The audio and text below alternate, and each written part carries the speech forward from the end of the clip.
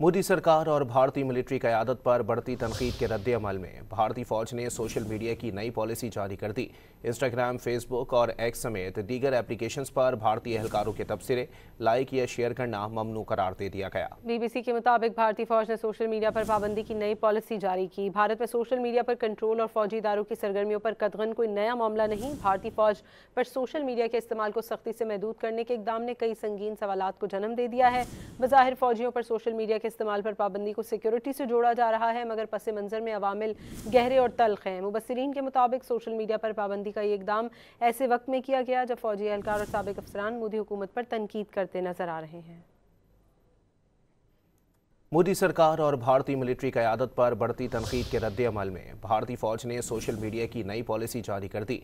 Instagram, Facebook और x समेत दीगर एप्लीकेशंस पर भारतीय एहलकारों के तबसरे लाइक या शेयर करना ममनू करार दे दिया गया। BBC के मुताबिक भारतीय फ़ौज ने सोशल मीडिया पर पाबंदी की नई पॉलिसी जारी की। भारत में सोशल मीडिया पर कंट्रोल और फौजी इदारों की सरगर्मियों पर कतगन कोई नया मामला नहीं। भारतीय फ़ौज पर सोशल मीडिया के इस्तेमाल को सख्ती से महदूद करने के इक़दाम ने कई संगीन सवालात को जन्म दे दिया है।